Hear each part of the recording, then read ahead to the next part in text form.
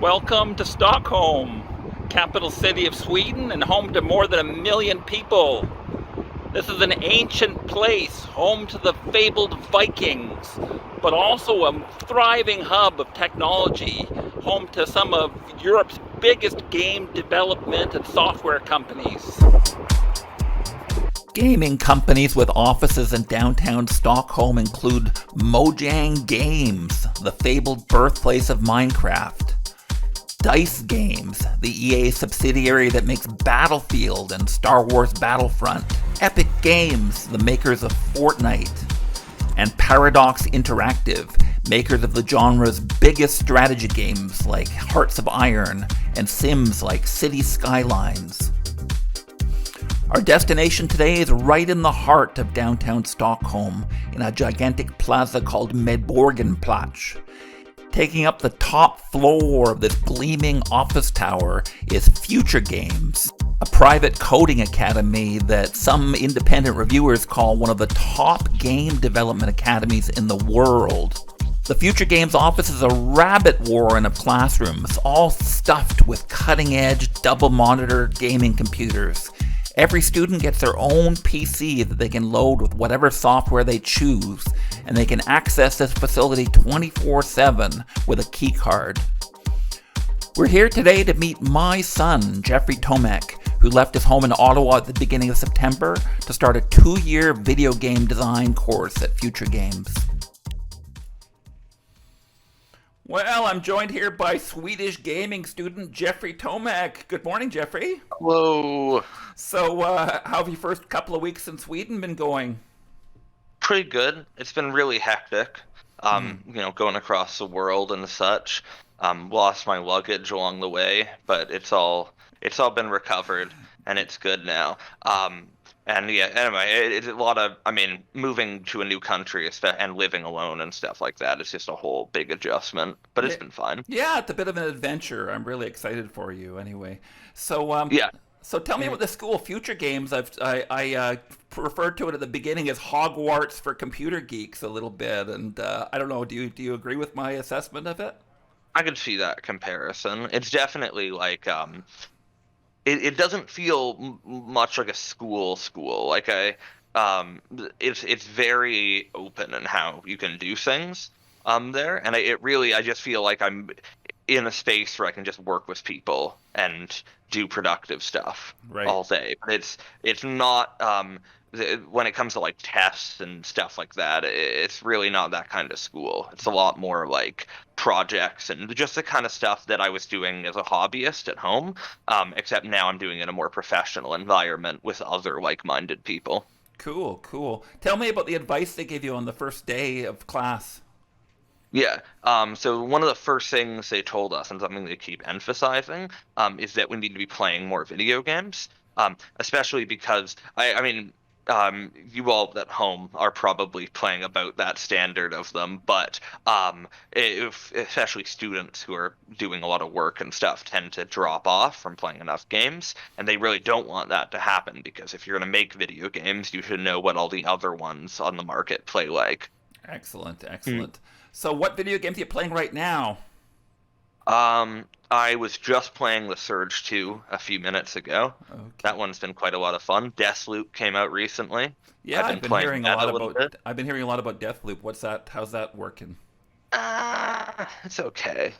I'm disappointed by it. I thought it would be a lot better than it is. It's kind of okay. All right. Yeah. So, Yeah. so school is mostly working on your own or working with partners. Is there a lot of classroom time?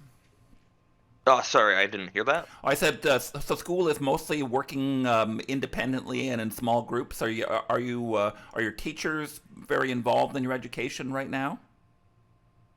Um, Right now, not a ton, but it also teachers don't really perform the same role at Future Games. Like they are called teachers still, but it's they don't actually do much teaching. The people that teach are the mentors. Hmm.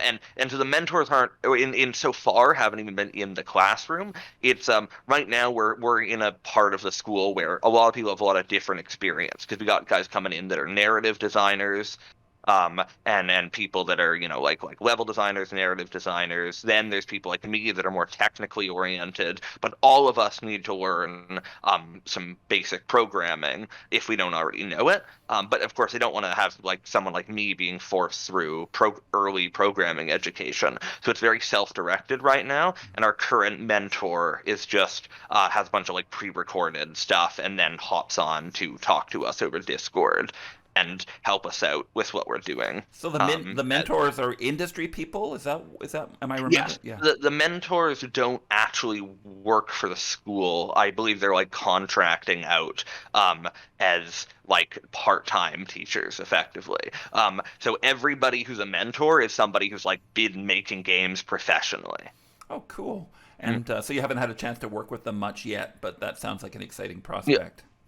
So yeah, for like the right now it's pretty basic stuff. We're like it's going quick, but we're ramping up over time. I'm just in the first few weeks right now, so there hasn't there's a lot of like catch up that a lot of people are doing, Mm-hmm. and most of the teaching has been directed towards just helping people get caught up Right. in their programming and Unity and stuff like that.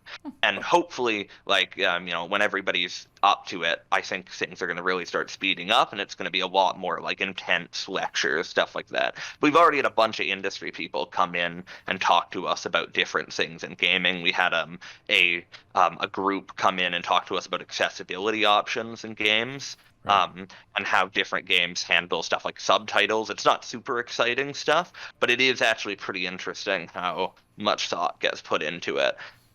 Cool. Cool.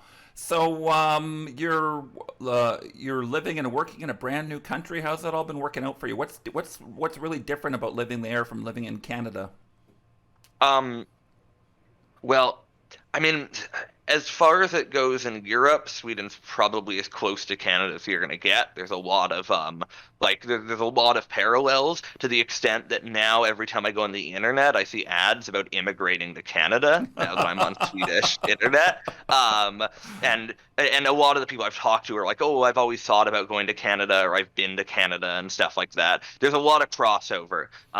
So it's not like mind-shatteringly different. It's really just but it is like there's a good few changes. The food here is a lot of things are a little more expensive, and some things are weirdly cheap, and some things are really high quality too. Like the bread and stuff is great. There's for all you at home, if you'd probably be interested in the fact that if you ever been to like a bulk barn where they have candy that you just like scoop out across like aisles. In Sweden, every grocery store next to the checkout has just like these big scoop out things of candy where it's just all Candy. sitting out there, and then you can just grab a big shovel and put some into a bag. Mm, Okay, well, yeah. you're gonna have all my kids running to move to Sweden now. Okay, well that's Um, great. Sorry, go ahead. yeah, I'm yet to eat Swedish candy, but I've heard it's some of the best. Awesome, Mm, awesome. yeah. All right, well, something to look forward to. Anyway, we look forward to hearing more about your adventures at gaming school, Jeffrey. Hopefully, we can have you back on from time to time to give us updates on how things are going for you. But in the meantime, good luck in your great adventure here. We're all very excited and rooting for you back at home. Yeah, it's been nice catching up. And I'm sure I'll be back another time soon. Well, especially when things get a little more exciting to talk Yeah. about how everything's going. Yeah, we'll be back on maybe in a couple of weeks to look at your first gaming project and how that's coming along, and we're excited to see that. Okay. Okay, thanks, Jeffrey. Nice talking to you, and we'll catch you soon. Yep. Bye. See you around.